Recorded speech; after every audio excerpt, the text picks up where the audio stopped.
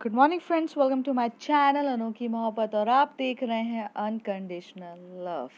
Last part में हमने देखा था कि जो रिद्धि रहती है वो अपने फादर इन लॉ को बहुत अच्छे से हैंडल करती है और उसके दिमाग में सिर्फ एक ही चीज़ रहती है कि मुझे बहुत अच्छे से उनको हैंडल करना है। अपने रिलेशनशिप के बारे में वो कोई स्टेप फॉरवर्ड नहीं करती है, बट उसे ऐसा रहता है कि उसे चीज़ों को क्लियर करना है और अंकल को बहुत अच्छे से पहले कंफर्टेबल करना है, और जिसके लिए रिद्धि काफ़ी ज़्यादा अच्छे से इस चीज़ पे मेहनत करती है। थोड़े टाइम के बाद जब वो वहाँ से निकल जाती है, तो उसके बाद जो कायरा को बहुत ज़्यादा प्यार आता है उस पे, और वो उस पे लिप किस कर देती है। जब वो लिप किस करती है तो वो लोग को ध्यान नहीं रहता कि वो लोग हॉल में हैं, बट फ्लो और इमोशंस में तो किस हो ही जाता है। जब वो किस बहुत ज़्यादा डीपर कर ही रही रहती है, तभी वहाँ से जो आंटी रहती है वो चिल्लाती हैं एकदम से, कायरा।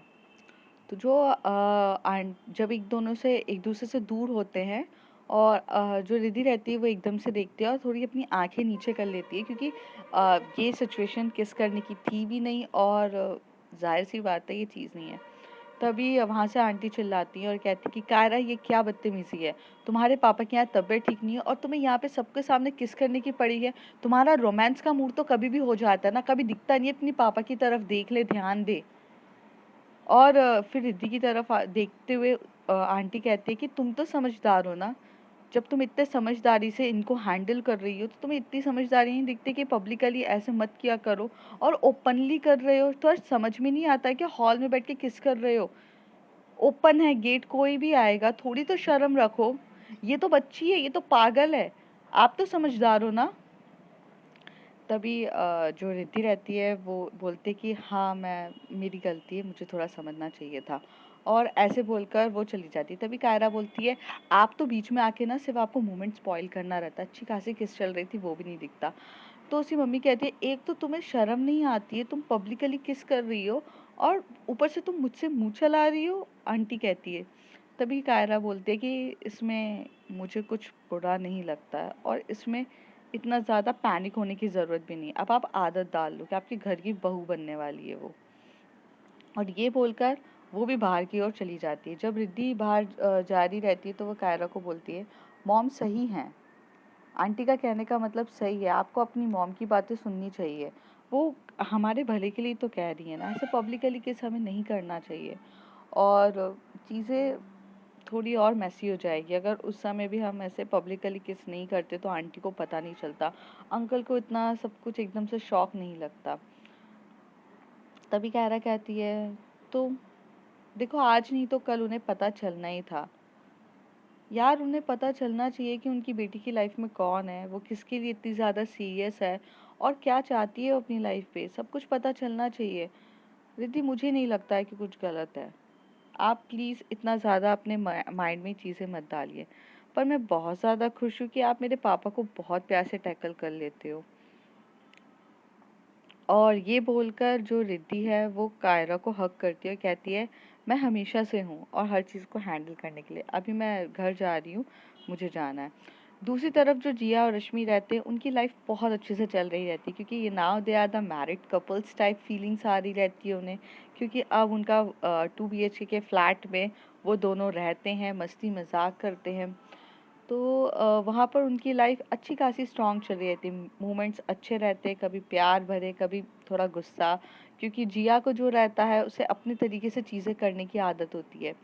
हालांकि वो बहुत कुछ एडजस्ट कर रही रहती है रश्मि के साथ, लेकिन कुछ चीज़ें उससे एडजस्ट नहीं होती। जैसे उसका जो हैबिट्स रहती है वो चेंज वो नहीं कर पाती है।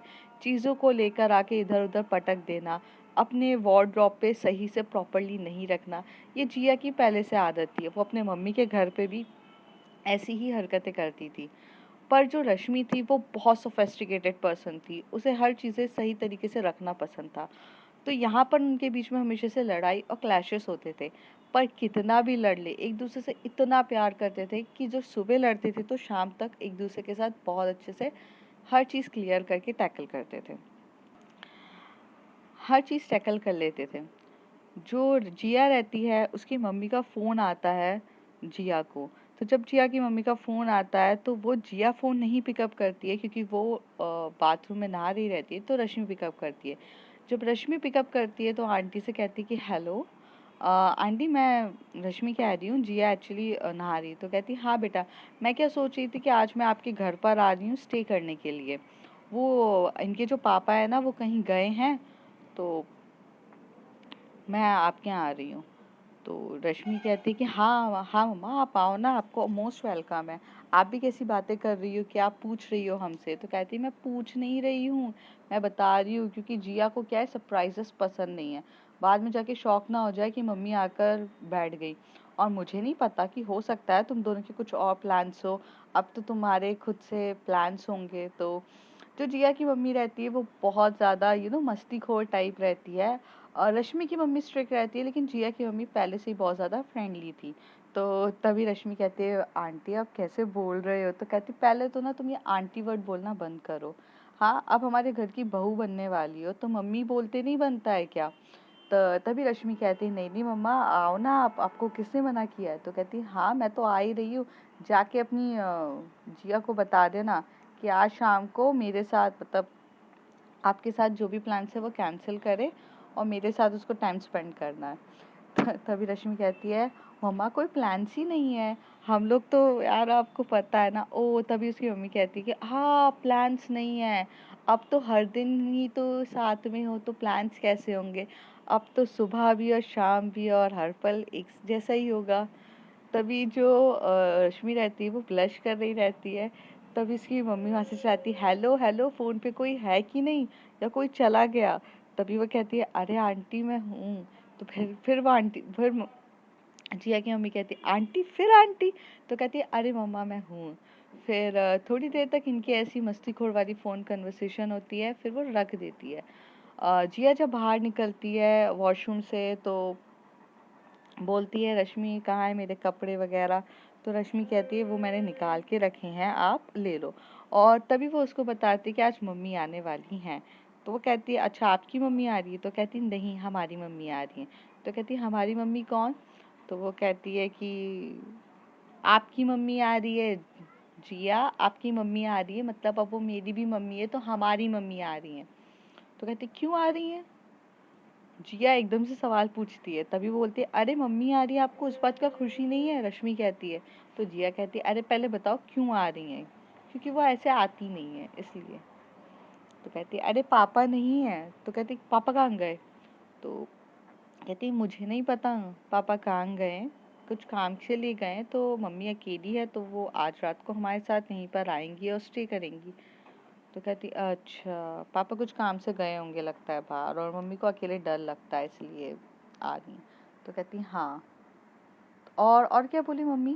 जिया पूछती है। तो कहती कुछ नहीं। कहती आप बड़ा स्माइल कर रहे हो और कुछ तो कहा होगा, मेरी मम्मी ने इतनी आसानी से तो फ़ोन रखा नहीं होगा जहाँ तक मैं जानती हूँ। तभी जो जिया रहती है वो तभी रश्मि कहती है अरे बस वो मस्ती कर रही थी, बोल रही थी कि आपके जो भी प्लान्स है वो कैंसिल कर देना क्योंकि मैं आ रही हूँ। तो कहती ओ अब तो कोई प्लान कैंसिल नहीं होगा, अब तो जो होगा मम्मी के सामने होगा और मैं करूँगी भी मम्मी के सामने। तभी जिया कहती है थोड़ी शर्म कर लीजिए आप, कुछ भी करना है आपको, आपको थोड़ी शर्म नाम की कोई चीज़ है कि नहीं? बड़ी हैं वो, हमारी मम्मी है, कुछ भी। तो कहती मैं तो करूँगी, आप रोक सकती हो खुद को तो रोक लेना, पर जहाँ तक पता है मेरी जान, जब मैं करने पर आऊँगी ना आप मुझे रोक भी नहीं पाओगी। तो आप रेडी रहना शाम को, अब तो मम्मी के सामने करूँगी जो करना है। जिया बहुत मस्तीखोर और वे में बोलकर मतलब चेंजिंग रूम में जाके अपनी ड्रेस चेंज करी रहती है। रश्मि को टेंशन हो जाती है क्योंकि रश्मि को अब ऐसा लगता है अरे इसका कोई भरोसा नहीं, कुछ भी कर लेंगी। पर मैं तो समझदारी से काम लेना पड़ेगा, आखिर मेरी सासू माँ है और इनकी तो मम्मी है, इनकी सारी गलतियाँ माफ़ कर सकती है, लेकिन एक सासू माँ अपनी बहू की गलतियाँ कैसे माफ़ कर सकती है? तो ये बात उनके दिमाग में रहती है रश्मि के। दूसरी तरफ जो रिद्धि रहती है वो अपने घर चली जाती है, अपने डैड के साथ बात करती है और उन्हें बहुत कुछ बताती है कि उन्होंने कैसे किस तरीके से टैकल किया अंकल को, और काफ़ी ज़्यादा अच्छे से बताती है। तो जो अंकल रहते हैं वो बहुत खुश होते हैं कि मेरी बेटी समझदारी से हैंडल करके आई है, मतलब रिद्धि के पापा बहुत खुश होते हैं कि अंकल को उसने बहुत समझदारी से हैंडल किया। दूसरी तरफ जो जिया जो सॉरी जो कायरा रहती है वो अपने जब घर पर जाती है तो वो अपने पापा के पास जाकर बैठती है, उनके साथ बहुत मस्ती करती है। मस्ती करते करते वो कुछ चीज़ें ऐसी मतलब उनके साथ फ्रेंडली हो रही रहती है, और मस्ती करते करते वो सडनली से उसके पापा कह देते हैं, तुम्हें पता है तुम ना तुम बिल्कुल मेरे पर गई हो, पर रिया पर तो सॉरी पर रीना पर तो तुम गई नहीं हो। तो वहाँ पर आंटी भी रहती हैं, उसके पापा भी रहते हैं, और कायरा भी रहती है। कायरा बहुत बार सोचती है कि यार मम्मी ने भी सुबह सुबह बातों में बोल दिया कि यार मैं पापा पर गई हूँ पर रीना पर नहीं गई हूँ, पर मेरी माँ तो एक्चुअल में ये है, तो मैं रीना आंटी पे क्यों जाऊँगी। यहाँ से ना थोड़ा सा दिमाग में स्ट्राइक करने लग जाता है कायरा को। तभी वो अपने पापा की तरफ देख के बोलती है, पापा मैं आपकी बेटी हूँ तो मैं आप ही पर जाऊँगी ना, मैं रीना आंटी पे क्यों जाऊँगी, और मुझे तो पता भी नहीं है रीना आंटी कौन है। तभी उनके पापा को स्ट्राइक होता है कि ऐसी कुछ बातें हैं जो उन्होंने फ़्लो फ़्लो में कह दिए। तभी कहते हैं हाँ बेटा आप सही कह रहे हो। तो तभी जो उसके पापा रहते हैं वो कहते हैं आप अपने रूम पर जाओ और हम बाद में बात करते हैं। कायरा को कुछ चीज़ें सही नहीं लगती है तो वो चुपचाप अपने रूम पे चली जाती है, क्योंकि उसे इस समय एट प्रेजेंट अपने डैड की हेल्थ के अलावा और कुछ भी नहीं दिख रहा रहता है। जब वो वहाँ चली जाती हैं, जो आंटी रहती हैं मतलब जो कायरा की मॉम रहती हैं, वो फ़ोन को I mean sorry door lock कर देती हैं। जैसे ही वो डोर लॉक करती हैं तो वो प्रॉपरली डोर लॉक नहीं होता है, और वो वहाँ जाकर बैठती हैं। तो अपने पति से बात कर रही रहती है, तो वो पूछती हैं आप ठीक हो कि नहीं, आपको सही लग रहा है कि नहीं। तो वो कहती है कि यार आज रीना की बहुत याद आ रही है मुझे, मुझे ना हैंडल नहीं हो रहा है। मैं रीना के साथ रहता था ना, जब वो मुझे हैंडल करती थी ना, वो बहुत अच्छा लगता था, आप तो सब जानती हैं। तभी वह कहती है हाँ मैं सब जानती हूँ। आज मुझे भी बहुत याद आई रीना की, क्योंकि आपको हैंडल करना मेरे बस की बात तो थी नहीं। उस समय भी आपको रीना ने ही हैंडल किया, और आज भी मैं ये चाहती थी कि रीना ही आपको हैंडल करे। काश अगर वो होती तो आपको बहुत अच्छे से हैंडल करती। पर आपको काफ़ी अच्छे से रिद्धि ने हैंडल किया। तो वो कहती है कि हाँ रिद्धि ने हैंडल किया मुझे। बच्ची बहुत क्यूट है, बहुत स्वीट है, कायरा के लिए सही भी है कुछ हद तक। तभी आंटी कहती है नहीं, आप भूल क्यों जाते हो कि आप दो लड़कियों की शादी कैसे करा सकते हो। तो कहती है बात लड़कियों की नहीं है, आप नहीं समझ रही हैं। वो जो लड़की है ना वो काफ़ी ज़्यादा समझदार है। रिद्धि कायरा को समझती है, प्यार से हैंडल करती है, और बहुत ज़्यादा अच्छी तरीके से टैकल कर लेती है। आज मैं उसके लिए कुछ नहीं हूँ, पर फिर भी आज मुझे उसमें रीना दिख रही थी। रीना ने जिस तरीके से मुझे आज से कुछ साल पहले हैंडल किया था, और आज वो मुझे हैंडल कर रही थी, मुझे एक पल के लिए लगा कि मुझे मेरी रीना मिल गई। मैं बहुत खुश था उससे बात करके। काफ़ी ज़्यादा समझदार है, हैंडल कर रही थी। रीना जिस तरीके से बात को बताती थी कि ऐसे से ऐसा किया, वो किया, तो ये हुआ, उसी तरीके से आज रिद्धि बात कर रही थी। मुझे अच्छा लग रहा था। रिद्धि बहुत समझदार है, तो फिर क्या प्रॉब्लम है कायरा के लिए। तो कहती है कायरा के लिए मैंने वादा किया था रीना से कि उसकी ज़िंदगी को मैं बहुत खुशहाल बनाऊंगी, उसे एक सही इंसान और एक सही लड़के से उसकी शादी कराऊंगी। मैं अपना वादा नहीं तोड़ सकती रीना से। आपको पता है ना, मैंने उससे हर चीज़ के लिए वादा किया था, और आपको हमेशा से लगता है कि मैं अपनी बेटी कायरा के साथ मैं हमेशा से बहुत गंदा बिहेव करती हूँ, उसको कभी इम्पोर्टेंस नहीं देती हूँ, उसको उतना प्यार नहीं करती हूँ, हमेशा से आपको यही लगता है। पर आपको पता है ना ऐसा कुछ भी नहीं है। हाँ थोड़ा सा मेरा प्यार करने का तरीका स्ट्रिक्ट लहजा है, मैं अलग तरीके से करती हूँ, लेकिन मैं बहुत प्यार करती हूँ कायरा से। आप ये जानते हैं। आपको पता है मैंने दूसरा बेबी भी नहीं किया है। क्यों नहीं किया उसका रीज़न भी आप जानते हैं। आप जानते हो कि मैंने सेकंड बेबी भी नहीं किया। मेरे लिए सिर्फ कायरा ही इम्पोर्टेंट थी और कायरा ही रहेगी। तभी उसके पापा कहते हैं मैं सब कुछ जानता हूँ और मुझे हर एक चीज़ पता है और बहुत अच्छे से पता है कि आपने अपनी लाइफ में ना कितना सब कुछ खोया है एक प्रॉमिस के लिए और एक कायरा को ध्यान में रखते हुए। मुझे बहुत बुरा लगता है जब कायरा आपके साथ अच्छे से बिहेव नहीं करती है और कायरा आपको समझती नहीं है, इस बात का भी मुझे बहुत दुख है। पर उसके पॉइंट ऑफ व्यू से देखा जाए तो उसे कुछ भी नहीं पता है और हमने कभी उसे सच्चाई बताई भी तो नहीं है, तो उसे कैसे पता चलेगा कि आपके साथ उसे कैसा बिहेव करना चाहिए। तभी कायरा की मॉम कहती है तो उसे बताना भी नहीं है कभी।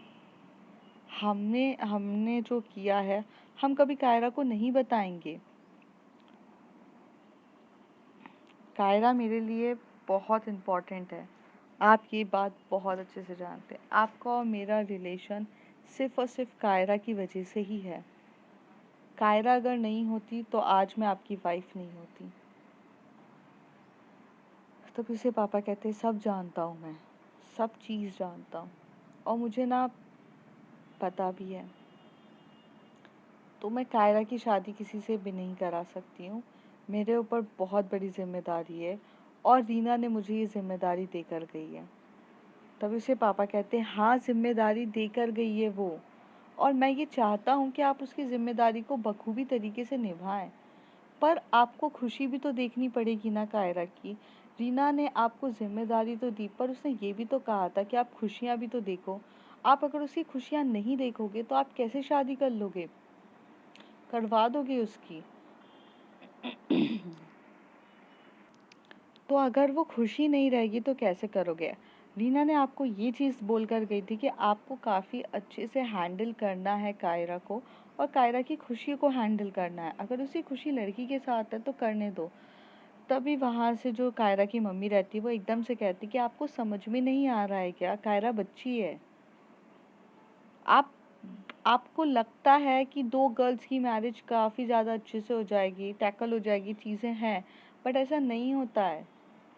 शादी करनी है तो एक लड़के के साथ की जाएगी ना। इंडिया में कौन सी लीगल है। तभी जो कायरा के पापा रहते वो कहते नहीं है इंडिया में लीगल। इंडिया में लीगल नहीं है लेस्बियन मैरिजेस, नहीं है लीगल ये सब चीज़ें, जानता हूँ मैं। लेकिन यार लीगल के चक्कर में हम उसे ज़बरदस्ती तो किसी और के साथ नहीं बांध सकते ना। आप हमारी बात नहीं समझ रही हो। अगर वो खुश है और रिद्धि अगर उसके लिए सही इंसान है तो वो खुश रहेगी।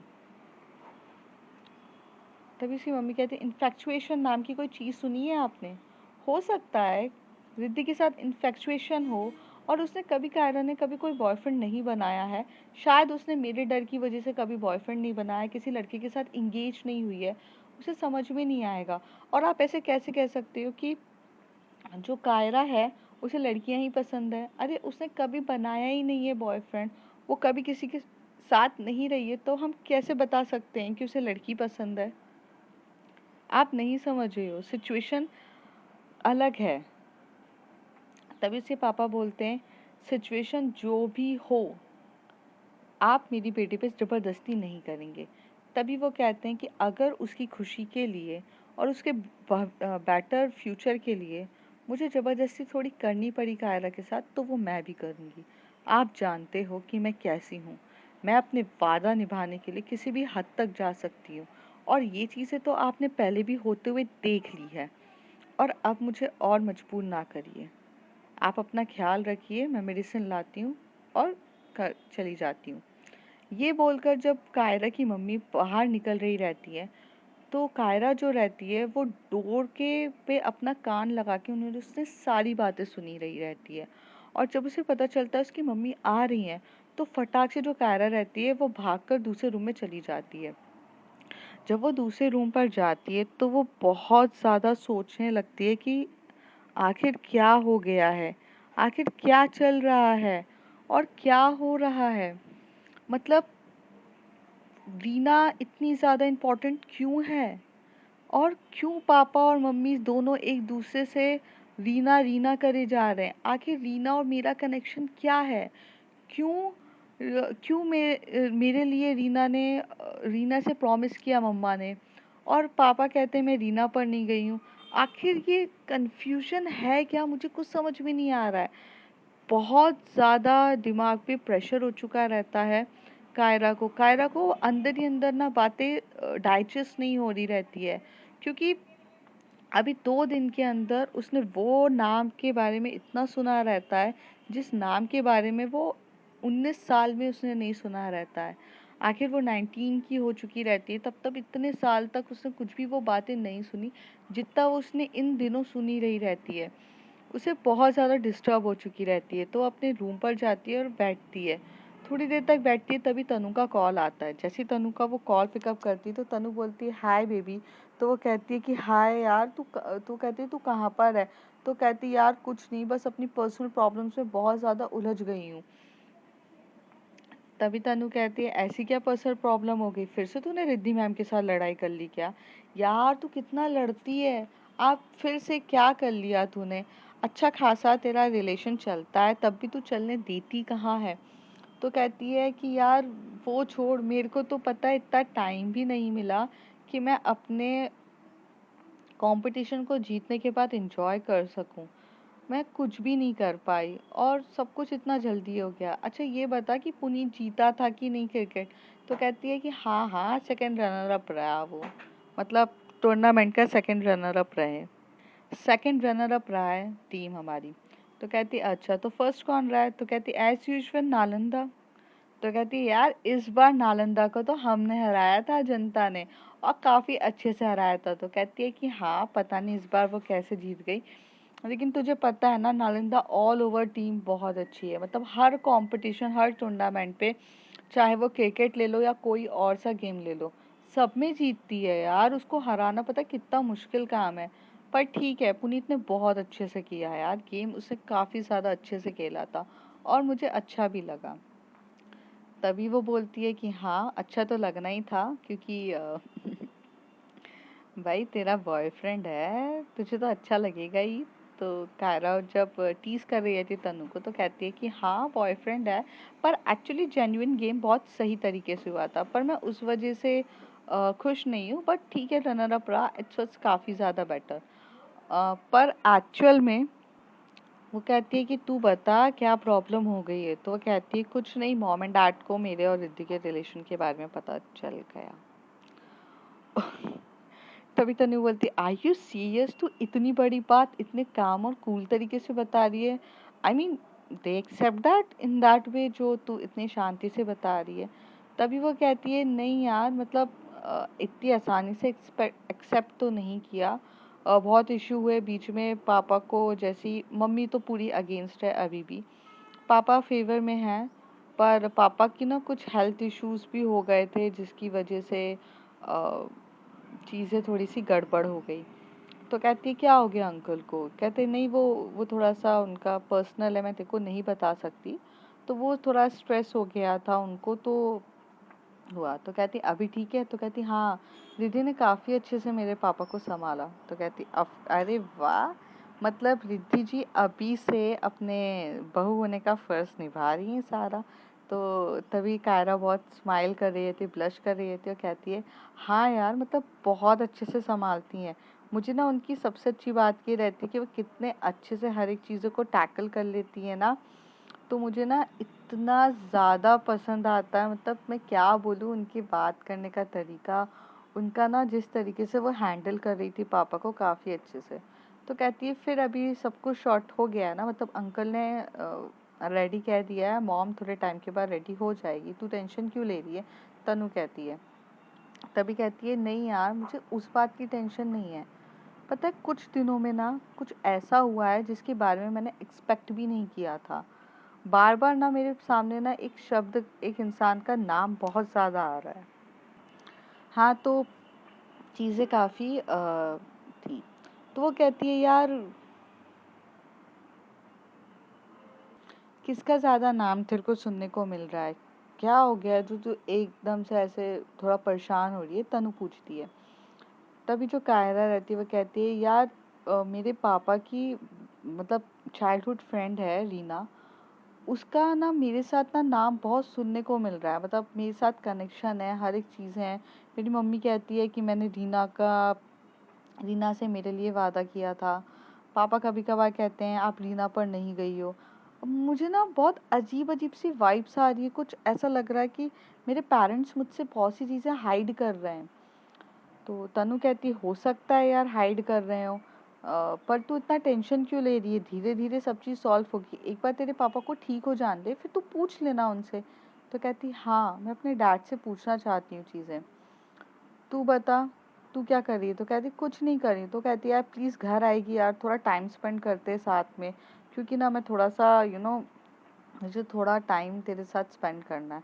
तो कहती हाँ ठीक है, कोई प्रॉब्लम नहीं है, मैं आज शाम को तेरे से मिलने आती हूँ। ऐसे करके जो तनु होती है वो फ़ोन रख देती है, क्योंकि अब कायरा को थोड़ा समय अपने फ्रेंड्स के साथ बिता के थोड़ा खुश होना रहता है।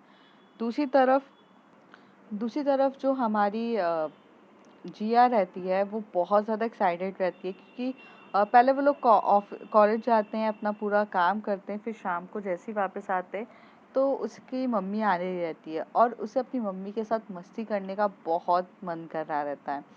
तो वो अंदर जाती है तो कहती है रश्मि को कि मम्मी आ गई क्या? तो कहती है हम दोनों साथ में आ रहे हैं। मुझे कैसे पता होगा मम्मी आ गई हैं? जिया तुम थोड़ा दिमाग कहीं और रख कर आई हो क्या अपना? तो तभी जिया कहती है ओ स्टूपिड, तुमने मॉम को अपने घर की पहले की दे के रखी है, तो जाहिर सी बात है वो आ भी सकती है ना। तो कहती है कि हाँ आ सकती हैं, पर जब आएंगी तो मुझे कैसे पता चलेगा? मैं तो तुम्हारे साथ हूँ ना, तुम मुझसे ही पूछ रही हो। अगर मुझे पता होता या तो कॉल होगा, हम जाके फ्लैट में देखेंगे ना। आप मुझ पर ही बोल रहे हो यार, हद नहीं हो गई आपकी? तभी वो कहती है कि अरे मेरी माँ, मैंने गलती कर दी आपसे पूछकर। जिया बोलती है मुझे गलती कर दी, मुझे लगा फ़ोन कॉल कॉल एक नाम की टेक्नोलॉजी होती है जो शायद आपको करके मम्मी ने बताया होगा कि मैं फ्लैट पे हूँ, बट शायद मेरी गलती हो गई। तो कहती हैं सुबह से आपके साथ बैठी हुई हूँ, तो फ़ोन आएगा तो आपको नहीं पता चलेगा? रश्मि कहती है। तभी जिया कहती है ओ ओ शांत हो जाओ, मेरी गलती हो गई, मैंने आपसे पूछ लिया, अब चले फ्लैट पे, वरना आपको मेरे साथ यहीं लड़ाई करनी है। तो कहती है मुझे नहीं लड़ना है, आप ही लड़ रहे हो। तो इन दोनों की ऐसी क्यूट क्यूट सी फाइट होकर ये लोग जब फ्लैट में जाते हैं तो फ्लैट ओपन करते हैं, तो अभी तक मम्मी आई नहीं रहती हैं, क्योंकि उन्हें लग रहा रहता है मम्मी आ जाती है। तो जब मम्मी नहीं आती रहती तो जिया को बहुत मस्ती सूझ रही रहती है, तो जिया जानबूझकर बहुत सी चीज़ें ऐसे करना स्टार्ट कर देती है जो वो चीज़ नहीं करना चाहती, जैसे जानबूझ के कपड़े इधर उधर फैलाएगी। तो रश्मि को बहुत गंदा लगता है। रश्मि कहती है कि यार आपको पता है कि मुझे ऐसी चीज़ें नहीं पता है, आपको हॉल में पूरा क्लीन करती हूँ, मैं पूरा बेडरूम क्लीन करती हूँ, आपके सारे चीज़ें वहाँ रखती हूँ, अब ये क्यों फैला रहे हो? तो कहती है आप भूल रहे हो मेरी मम्मी आ रही है। तो मेरी मम्मी के आने से पहले पहले तक उन्हें ये पता चलना चाहिए कि उनकी बेटी अभी तक नहीं सुधरी है, और जब वो चिल्लाएंगी ना तब मज़ा बहुत आएगा। आप रुको ना, मैं खुद क्लीन कर दूंगी। तो कहती है आप क्यों कर रहे हो, मुझे समझ में नहीं आ रहा है। तो कहती है आप शांत रहो। तो जो जिया रहती है वो जानबूझ के वो कपड़ों को इधर उधर ऐसे डाल देती है। तो फिर जब मम्मी उसकी आती हैं, जब फ्लैट पे बेल रिंग होती है, लेकिन दूसरी तरफ जो रश्मि रहती है उसे ये चीज़ें बिल्कुल भी पसंद नहीं रहती है, तो वो पहले तो किचन में जाके खाना वाना की तैयारी कर रही रहती है, क्योंकि मम्मी आएंगी और फिर ऐसा बिल्कुल भी अच्छा नहीं लगता है यार कि कोई फर्स्ट टाइम आया हो और खाना तैयार ना किया जाए। तो उस उनके दिमाग में से यही चीज़ रहती है कि खाना वाना अच्छे से बनाया जाए। बेल रिंग होती है, जैसे ही आंटी आती हैं तो जिया गेट खोलती है और कहती है मम्मी आप आ गई। तो जैसे ही मम्मी आती हैं हॉल पे तो मम्मी एकदम से चिल्लाती हैं रश्मि रश्मि इधर आओ। तो रश्मि आ जाती है, और क्योंकि रश्मि डर जाती है तो भागते हुए आती है, तो कहती है कि तुमने इस नालायक को अभी तक सिखाया नहीं है क्या कि ऐसे कपड़े वपड़े नहीं डालते हैं, चीज़ों को सही तरीके से रखना नहीं आता है क्या? क्या कर रही हो, अपनी बीवी को कंट्रोल करना नहीं आता है आपको? रश्मि एकदम शॉक कि आंटी का ये रूप देख के। तभी जो जिया रहती है उसे तो मज़ा आ रहा रहता है, उसे पता रहता है कि उसकी मॉम इस तरीके से चिल्लाएगी। तो कहती है मॉम मैं रश्मि को कंट्रोल करती हूँ, रश्मि मुझे कंट्रोल नहीं करती। और अब आपको देख के भी पता चलता होगा कि यहाँ पर मेरा हुक्म चलता है, ना कि इनका। तो आप समझ गई होगी कि मैं हूँ यहाँ पर। तो मम्मा आप ऐसे नहीं करते, और रही बात उठाने की तो मैं उठा दूंगी, लेकिन मम्मा मैं आपको सिर्फ यही बता रही हूँ कि ये मेरा घर है, यहाँ मेरे रूल्स एंड रेगुलेशन चलते हैं, आप ये बात ध्यान रख लो। जो जिया रहती है वो जिस तरीके से बोल रही रहती है, तो रश्मि बहुत शॉक कि एक्चुअली ये माँ बेटी कर क्या रहे, चल क्या रहा है इनके दिमाग में। मतलब एक बोल रही है कि रूल के ऊपर, एक मुझ पे चिल्ला रही है। तभी जो जिया इशारे में कहती है, रश्मि जाके किचन में अपना काम कर लो, आपको खाना भी तो बनाना होगा ना, मेरे लिए और मम्मी के लिए, आखिर इतने दिनों के बाद आई है। और ऐसे बोलकर जो चली जाती है। एक्चुअली यहाँ पर जो पॉइंट ऑफ व्यू रहता है रश्मि का, वो तो एक्चुअली वो बहू की तरह बिहेव कर रही रहती है, और यहाँ पर जो जिया रहती है उसे सिर्फ अपनी मॉम एंड डैड को ये दिखाना रहता है कि मैं जैसी हूँ मैं वैसी ही रहूँगी, मैं किसी के लिए चेंज नहीं होने वाली, और मेरी वाइफ इतनी अच्छी है कि वो मुझे वैसे ही हैंडल करेगी। पर एक्चुअली आंटी का पॉइंट ऑफ व्यू ये रहता है कि वो चेंज हो, वक्त के साथ चीज़ों को कुछ सुधारे और सही करे। पर जिस तरीके से वो दिखा रही रहती है, उससे यही पता चलता है कि वो वैसे की वैसी है, जबकि ऐसा नहीं होता है। जिया काफ़ी ज़्यादा चेंज हो चुकी रहती है रश्मि के साथ, और वो चीज़ों को दोनों म्यूचुअली अंडरस्टैंडिंग से काम कर रहे रहते हैं। बट यहाँ पर ऐसा कुछ नहीं होता है, मतलब दिखाया नहीं जाता है। तो अब देखते हैं फ्रेंड्स आगे क्या होता है। If you like my story, like share and subscribe, and please please subscribe. और कमेंट सेक्शन में बताइएगा। हाँ, बीच बीच में थोड़ा सा फ्लॉज हुए हैं, क्योंकि मैंने कहा मैं थोड़ा बिज़ी हो जाती हूँ, तो इस चक्कर में थोड़ा फ्लो एकदम से नहीं आ पाता है, और मुझे पॉज करके फिर स्टार्ट करना पड़ता है। तो प्लीज़ अवॉइड दिस, मेरी ये जो मिस्टेक होती है इसको प्लीज़ अवॉइड करिए, और स्टोरी को भरपूर प्यार दीजिए। और आप कमेंट सेक्शन में बहुत कमेंट कीजिए, या इंस्टा पे भी आप आकर मुझे बता सकते हैं। So thank you.